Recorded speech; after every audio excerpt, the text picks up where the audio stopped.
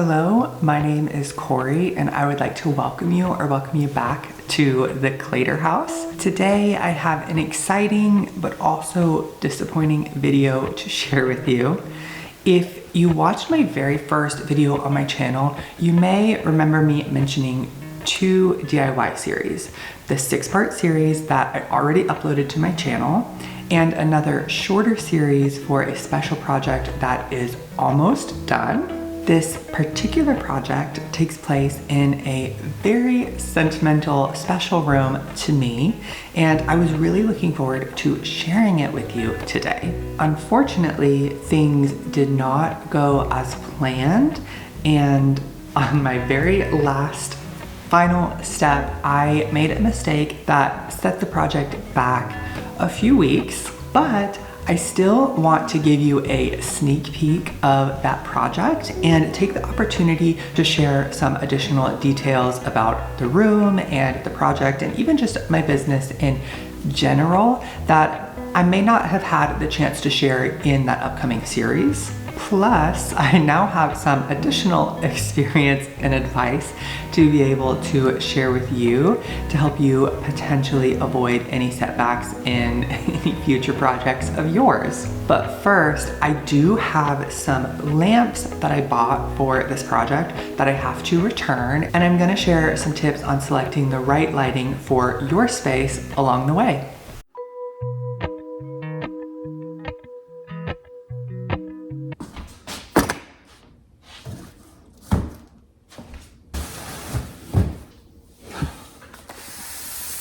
Okay, it's time to return these lamps. I bought these for a client project and there's nothing wrong with them. I just bought them on Prime Day and I bought two options. This is one, I've never used it before, but I've seen a lot of people use it, especially in like the modern design style. And the room that I'm working on is kind of like it's a modern space with like vintage touches. And so I sourced two options. One more of a vintage option, vintage looking-ish option, and one that is more of a modern option. Both are great. However, and I ordered both for two different reasons. These I ordered, I would show you, but it's already like packaged up and I'm not unpackaging it. So I'll insert a picture. They're the same brand. They're the Bright brand on Amazon. This one is the more modern version, but I chose it because of its ability to dim. It has a couple like different lighting options, whereas the other one, I like the look better, but it only had one light setting. I don't love the light on the other one. I think it would be easy to switch out the bulb, but the client said they were okay with it, and we definitely like the style of that other lamp better anyway. But I do know we're returning these, so I'm packaging them up to go back, and then I have a new client presentation that I'm doing today. It's not a project you will probably see. It is a project you will not see. If you follow me on Instagram, you may get like the mood board and you may get like when it's done like some before and afters, but I won't be sharing it here on YouTube. So if you're not following me on Instagram, my handle is the Clater House, just like here on YouTube. But I am gonna go ahead and finish packaging these up and return these before I go to do that presentation.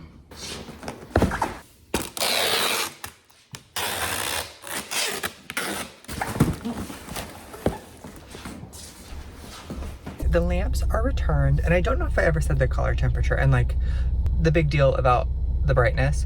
For ambient lighting, you kind of want anything like 3,000 and below is like my rule for like a night, for a cozy atmosphere, like what we're going for in this space. 3,000 or below, you could go up to 3,500 and be okay, kind of, but anything above 3,500, I don't consider like ambient, cozy lighting. That's when you start to get more in like the like it lights up a room, like task lighting, being able to see. The higher the number of Kelvin, the more it is for like tasking. I believe both lamps are 3000 Kelvin, which I really would have preferred 2700 Kelvin for this space. The lamp I just returned, although it was 3000 Kelvin, I liked that it was dimmable because that color is not as warm as 2700, which is the color we liked for the LEDs in the bookshelves. They're adjustable, but the color we like to keep that set at, or that I'm going to recommend that it's kept set at, is 2700. And so I didn't like that these lamps didn't match that 2700, but I did like that they were dimmable, so there's not as much of a difference between the two light sources being on opposite sides of the room. Whereas the one that I'm keeping, it is also 3000 Kelvin, but it can't dim or anything. So the bookshelves, the lighting in there can be set to 3000 so they match, but for the vibe of the space that we're going for, I would prefer 2700. So anyway, super nitpicky of me. Both options are great lamps, but I did return those. Although I like the dimming feature, I returned those because they were not in the right style, and the style of the lamp mattered more to me than the light temperature, with it only being 300 Kelvin off from what I would prefer. I'd rather go with a lamp that looks and fits better. Okay, I am here today at the Dear All Year house. I don't know if I've talked much about like my project names, but I create project aliases. So like the actual name in my system, similar to how like my business is the Clater house, each of my projects is the Smith house or the Jones house. It's the last name of the client. However, I don't like to share that online. I like to come up with a project alias to help protect people's identities as much as possible. And I kind of do that in conjunction with the client. I'll throw out a few ideas, see if they have any, and then they have final approval. It's just an extra way for them to like have creative freedom over their project. And so this one, because we are down on a river, we're in the woods we are in the woods. There's deer in this neighborhood all year long. There's a huge screened in porch out front where these clients like to watch the hummingbirds and the deer, and every spring they see all the new babies and then watch the babies grow up throughout the year. So this has been deemed the Dear All Year house. I'm sure I'll have some visitors out this window today, and if I do, I will show them to you. But I'm here today because of these built-ins. This is an upcoming project that you will see. The whole room is, but it'll probably be a 2-part series, with this built-in being one video and then the rest of the room makeover being a second one. It does seem like it's finished. However, we went to put some of the books up on the shelf and the paint scratched. Now, this is an IKEA Billy situation, and I primed it, as you should with really anything, but especially like IKEA furniture, and thought we would be okay. I initially intended to seal it, and then I was just ready for the project to be done and thought it would be okay. And then as soon as we started putting books on, it scratched. And so I'm here getting ready to seal it like I knew I should have initially. And then this will officially be done. You saw me return those lamps that I bought on Prime Day. I bought 2 options. The one that you saw, which are really shiny brass, a really modern shape. And so that's why I returned them, is because the brass didn't match this, and also the style of them didn't match, which I figured would happen. I just got them because, like I said, of the dimming option, whereas the ones I'm keeping are this exact same brass color. They're the same shape as a picture light that's gonna go on that wall up there. Like the shape of those matches the shape of like the apothecary pharmacy reading task lamp that I went with. So that's why I ended up returning those lamps. Now, I don't want to give too much away from this upcoming project, but there is a really exciting feature that I want to show you, and that is that these have lights in them. Now, from this angle, you can kind of see like where the LED strips are, but if we come up here like this, you can see like how it just illuminates the shelves and you can't see the strips. Unfortunately, this is the first time I've done this, and I used some diffuser strips, which were made of aluminum. And when I went to cut them, because they're aluminum, they bend really easily. So although they did cut on some of the shelves, you can see like the diffuser channel itself is like curved this way. So I also have to go in and like figure out a way to take care of that. But you'll see this whole installation, this whole building process. This color here is Rojo Maroon by Sherwin-Williams. And then this color is the same as the wall color in the entire room, and it is the color Creamy by Sherwin-Williams. As we were looking through inspiration for this project, we came across this built-in with a very similar idea where it was like white cabinets along the bottom, white rails going up, and then the shelves were like a dark, I don't remember if they were like a cherry wood color or if they were painted. I'm pretty sure they were actually wood, but because these were a Billy bookcase, we had to paint them.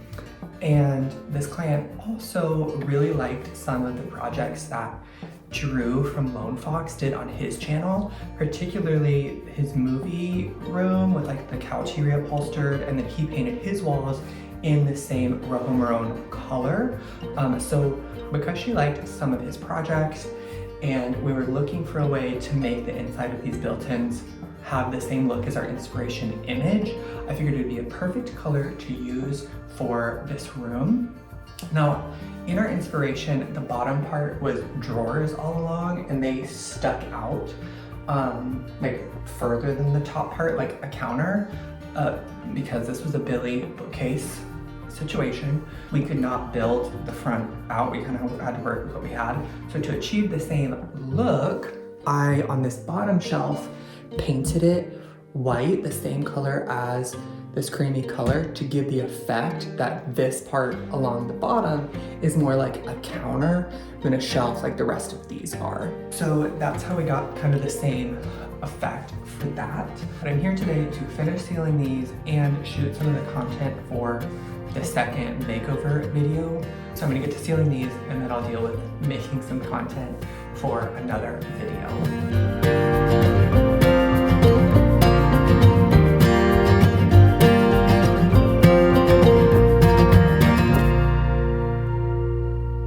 Also, this would be the last like DIY that I'm doing for a client.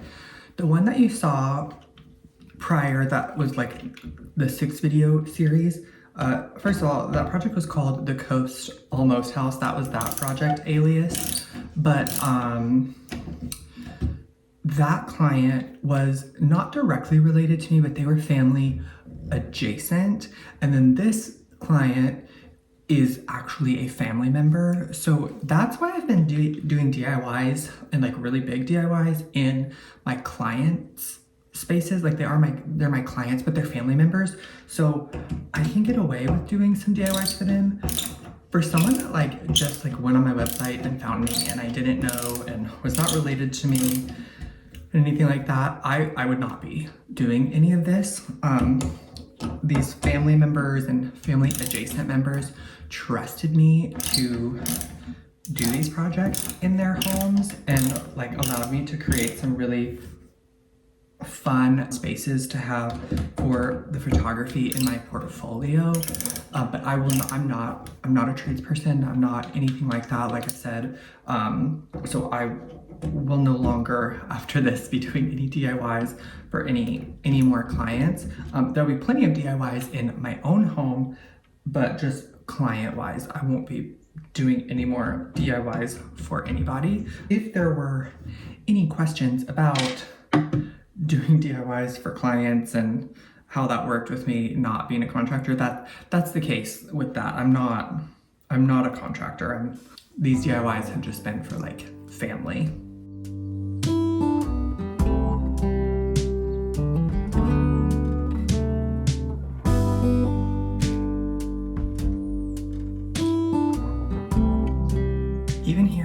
handles as I am taking them off. The paint is coming off.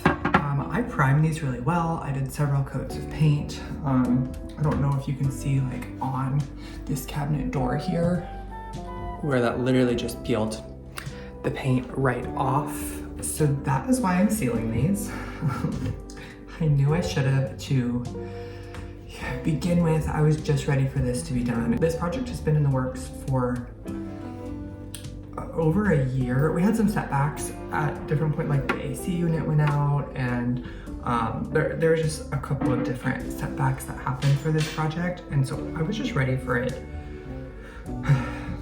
to be done. And so I'm gonna have to again touch up. I already had to touch up the paint on this door here because when I put the tape on to drill the holes for this, I drilled through and that created an edge, and the tape just pulled the paint right off of these. So I already had to retouch up this one, and now I'm gonna have to go in and like right around the holes of every single one of these, touch up the paint.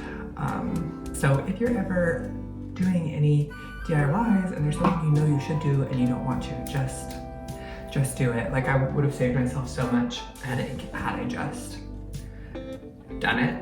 However, on a different note, I was dreading installing the ceiling fan, but my husband came with me this past weekend and helped me install this. So at least that's done and I can be happy about that.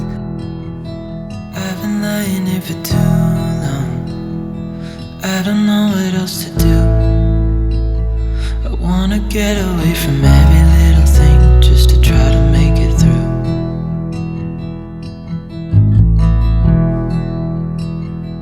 I've been thinking about my options, every detail in my head. Also, a fun fact about this room that I did not even think about until my husband pointed it out the other day when we were installing the ceiling fan, but this is the room that I was proposed to in. Right in that corner over there, my husband proposed to me in this room. When we first moved out to this area, we moved in with this particular family member, and this was my husband's office. And when we made an offer on our house, this was the room that all of the paperwork for that got reviewed in, and a lot of the phone calls for our own house were made in this room. So it's really cool that now I've been able to make it over and give it a new life. And right in the other room, I was working on finishing up my design course when I was working on that. So the fact that I now have designed this room and it's almost finished is really, really special.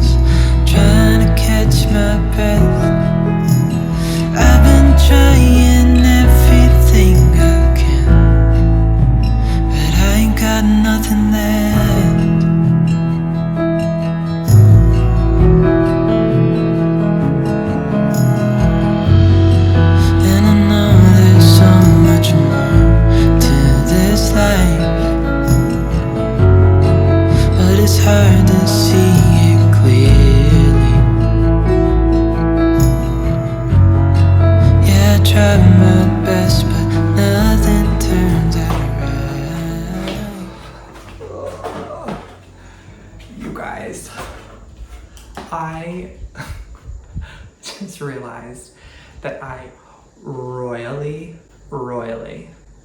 messed up.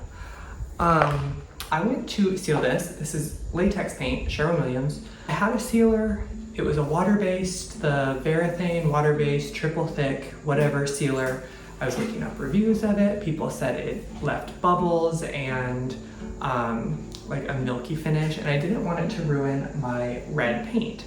So I looked at some other sealers, and one that was recommended was the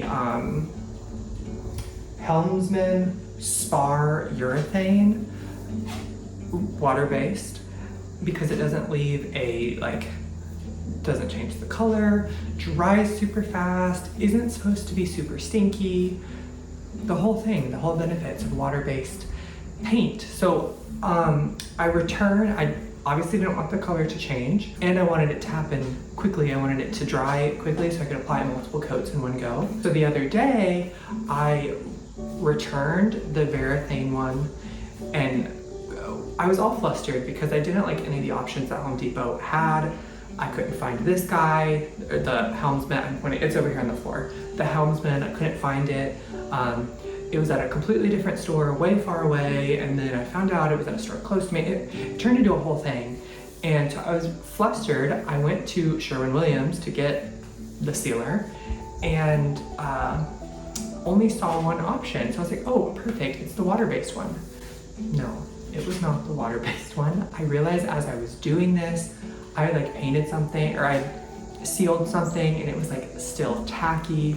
The fumes were awful. I just spent a couple hours out of this room because the smell was so bad I was getting sick and I couldn't figure out how to open the windows. And the color is changing. Like, it looks green now. Let me see if I can show you. Like, you can especially see the line right here where like I rolled down. I was gonna come over and do like take the doors off and come over and do this. I figured it'd just be easier to seal it with the doors on and then take them off later. I don't know why I thought that was the case, because that absolutely would not make it easier. However, you can see on these, like, they look so bad. They look so bad. Like this color, I don't know, can you see like the difference? This is what it was before, the same as the wall color, and now it's like green. Like that is so bad. Anyway, long story short, realized that this was oil-based sealer and not water-based. So I have to wait for this to cure before I can address that situation. I did all of the white paint and I did this section of the red. I don't notice the much of a color difference on the red. So I think I need to do some more research, and please correct me if you know what I can do in this situation, because I honestly have no idea. I thought I was gonna have to sand everything down, repaint, and reseal. However, I think I can just lightly sand the top finish of the oil-based sealer off, come in with like a coat of primer, and then do 2 coats of paint, and then seal it with water-based sealer. I think that's what I can do. And then the red, like I said, I've only done this one, so if it seems fine, I may do all of the rest of the red paint with the oil-based sealer, sand all of the sealer off of the places where I've painted it with the white paint, and do that whole process that I just outlined with the sand and the prime and the repaint. So I think that's the case. This is the sealer. It should say water-based right there. Should. This one doesn't, because I got the wrong one. I'm so frustrated with myself. First of all, I feel sick because I'm high off of the fumes in this room. And I just was really looking forward to finishing up this built-in project today, and now that's not going to happen. But I can be flexible sometimes, so I'm gonna try my best to have a better attitude about this than what I currently do, and I'm gonna figure it out.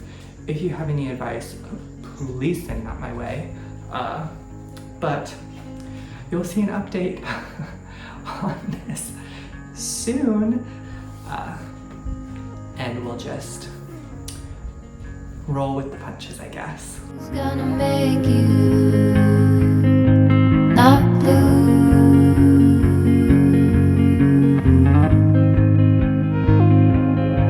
Not blue.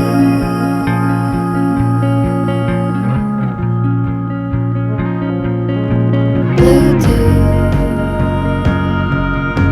Bad mood.